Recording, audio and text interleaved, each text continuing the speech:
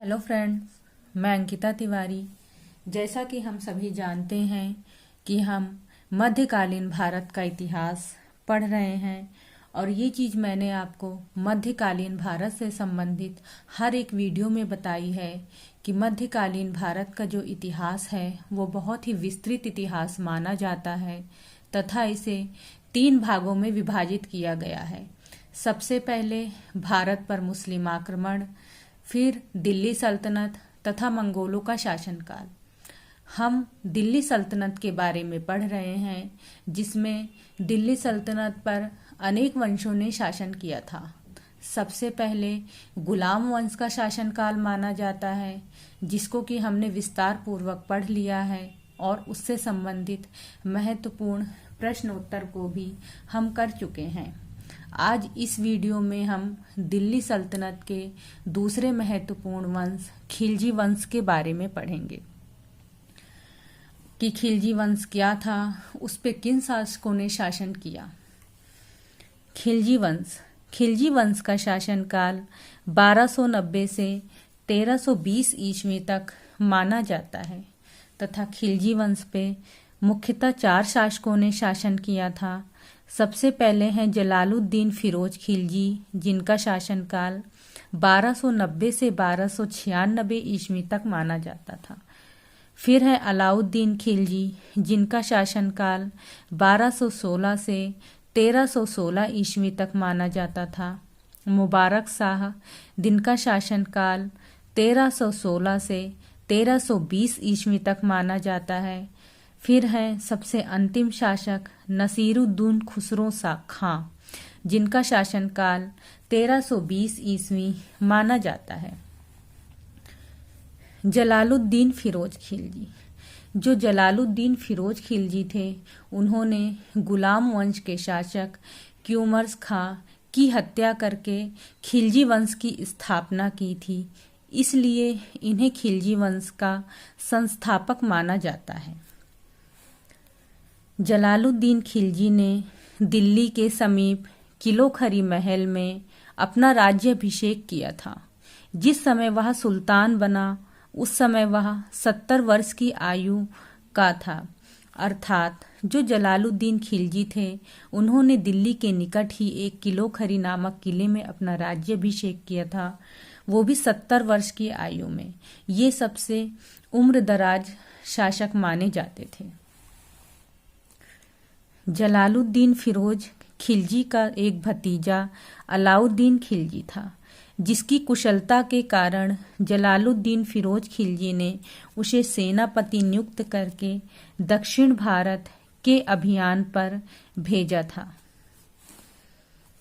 दक्षिण भारत के अभियान पर 1296 में देवगिरी में, जहां पर यादव वंश के राजा रामचंद्र देव शासन कर रहे थे, उनको अलाउद्दीन खिलजी ने बुरी तरह हराकर सारा धन अलाउद्दीन खिलजी, जिनका शासनकाल 1296 से 1316 ईस्वी तक माना जाता था और यह खिलजी वंश के सबसे योग्य और कुशल शासक माने जाते थे। यह दिल्ली सल्तनत का प्रथम सुल्तान था, जिसने दिल्ली सल्तनत की सीमाओं को उत्तर भारत से उठाकर दक्षिण भारत की ओर बढ़ने के लिए कदम रखा था। अलाउद्दीन खिलजी का वास्तविक नाम अली तथा गुशर्प है। वह जलालुद्दीन खिलजी का भतीजा होने के साथ साथ उसका दामाद भी था।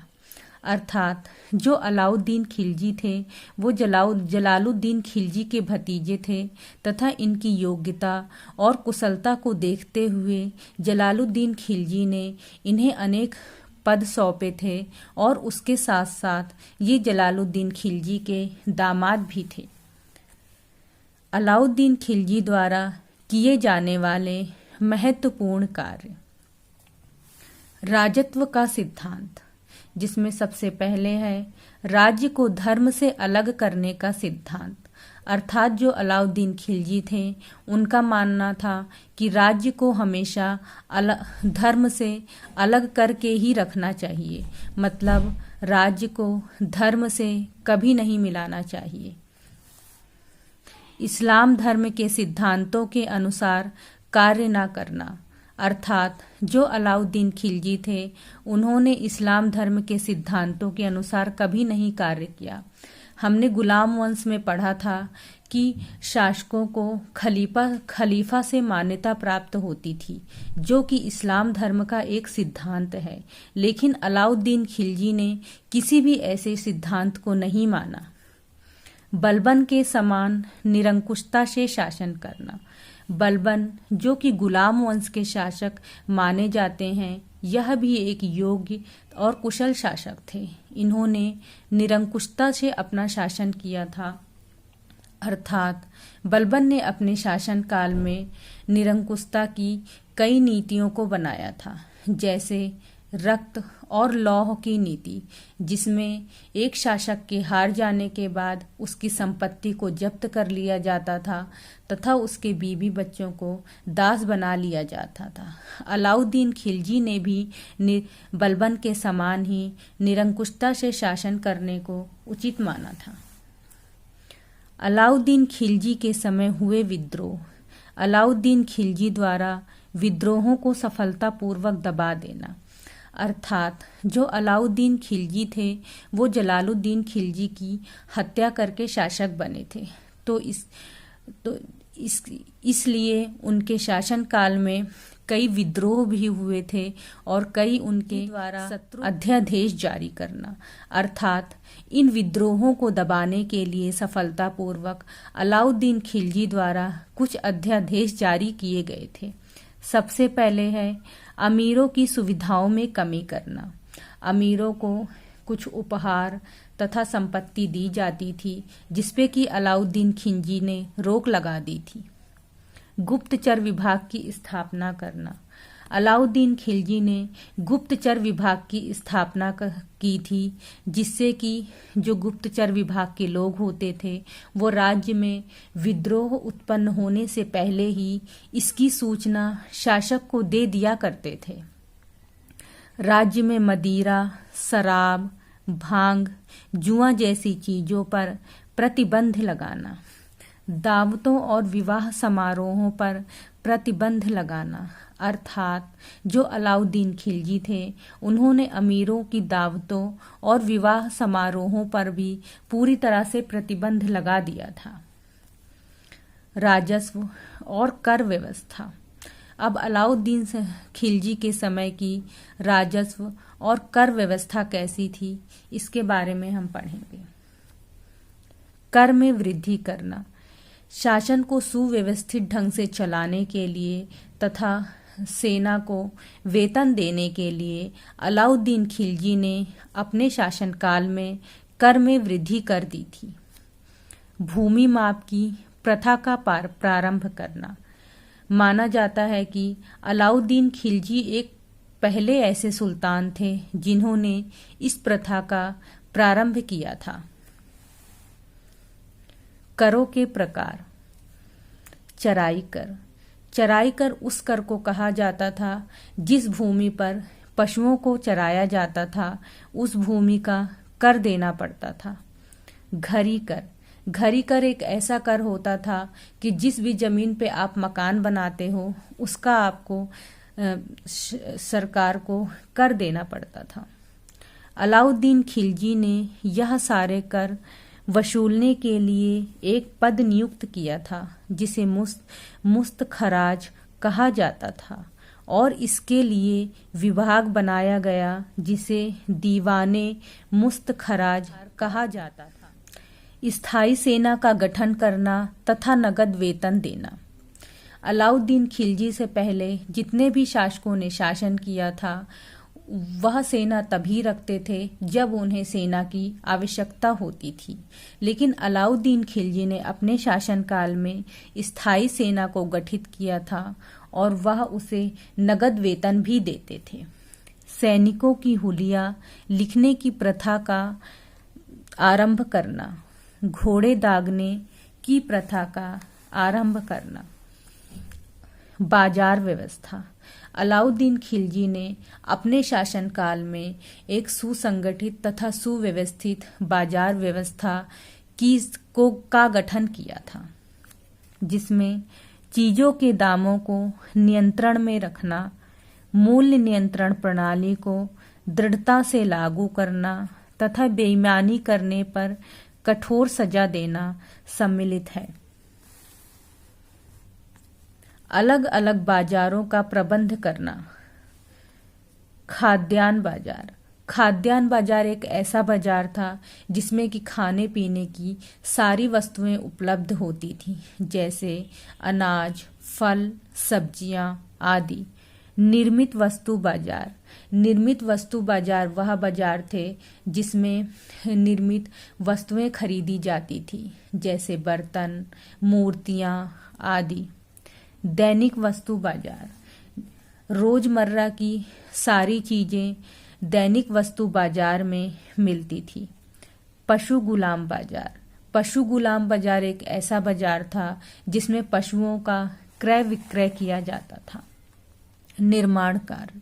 ये तो हम जानते ही हैं कि अलाउद्दीन खिलजी एक बहुत ही कुशल और योग्य शासक थे तथा उन्होंने अपने शासनकाल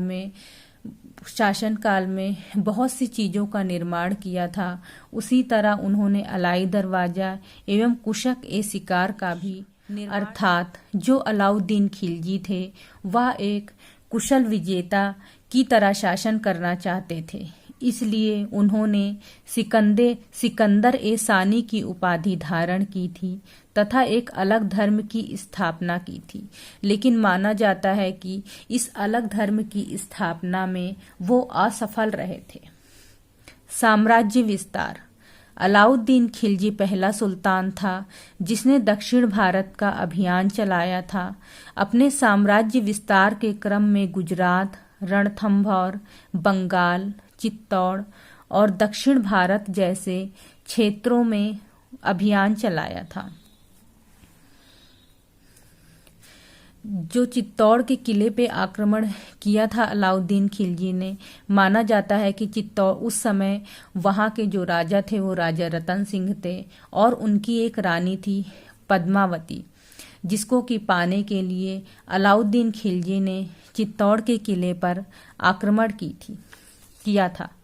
1540 में मलिक मोहम्मद जायसी ने अपनी किताब पद्मावत में बताया है कि अलाउद्दीन खिलजी ने रानी पद्मावती को पाने के लिए चित्तौड़गढ़ के किले पे आक्रमण किया। तब रानी पद्मावती ने जौहर कर लिया था। जौहर एक ऐसी प्रथा थी जो कि राजपूतों के शासनकाल में बहुत ही प्रचलित प्रथा मानी जाती है। यह प्रथा एक ऐसी प्रथा थी जिसमें जब शासक युद्ध में हार जाते थे तो उनकी सारी रानियां आग में कूदकर अपने आप को समर्पित कर देती थी, जिसे कि जौहर प्रथा कहा जाता है। अलाउद्दीन खिलजी के बाद सिबा उद्दीन उमर खान खिलजी सुल्तान की गद्दी प्राप्त करता है। मुबारक शाह खिलजी, जिनका शासनकाल 1316 से 1320 ईस्वी तक माना जाता है। मुबारक शाह खिलजी ने 4 वर्ष सफलतापूर्वक शासन किया। इसके शासनकाल में प्राय शांति द्वारा किए गए सुधार कार्य, राजनीतिक बंदियों को रिहा करना, सैनिकों को 6 मास का अग्रिम वेतन देना प्रारंभ करना, विद्वानों तथा महत्वपूर्ण व्यक्तियों की जागीरें उन्हें वापस करना, अलाउद्दीन खिलजी की कठोर दंड व्यवस्था एवं बाजार नियंत्रण प्रणाली को समाप्त करना। उपाधियां। कुतुबुद्दीन मुबारक खिलजी ने उल इमाम एवं खिलाफत उल्लाह की उपाधियां धारण की थी। कुतुबुद्दीन मुबारक खिलजी ने खिलाफत के प्रति भक्ति को हटाकर अपने को इस्लाम धर्म का सर्वोच्च प्रधान और स्वर्ण तथा पृथ्वी के आधिपत्य का खलीफा घोषित किया था। अब है खिलजी वंश के अंतिम शासक नसीरुद्दीन खुसरो खां का शासनकाल, जिन्होंने 1320 ईस्वी में शासन किया था। यह खिलजी वंश का अंतिम शासक था। इसके संबंध में कहा जाता है कि यह हिंदू शासक होते हुए इसने इस्लाम धर्म कबूल किया था। इसी के साथ मैं आपको बता दूं कि हमने आज इस वीडियो में खिलजी वंश को विस्तार पूर्वक पढ़ लिया है। अगर आपको लगता है कि मैंने कोई ऐसी चीज है जो गलत बताई है या फिर नहीं बताई है तो प्लीज आप मुझे कमेंट करके बताइए। और अगर आपको मेरी वीडियो पसंद आई है तो मेरी वीडियो को कमेंट, लाइक, शेयर और सब्सक्राइब कीजिए। धन्यवाद।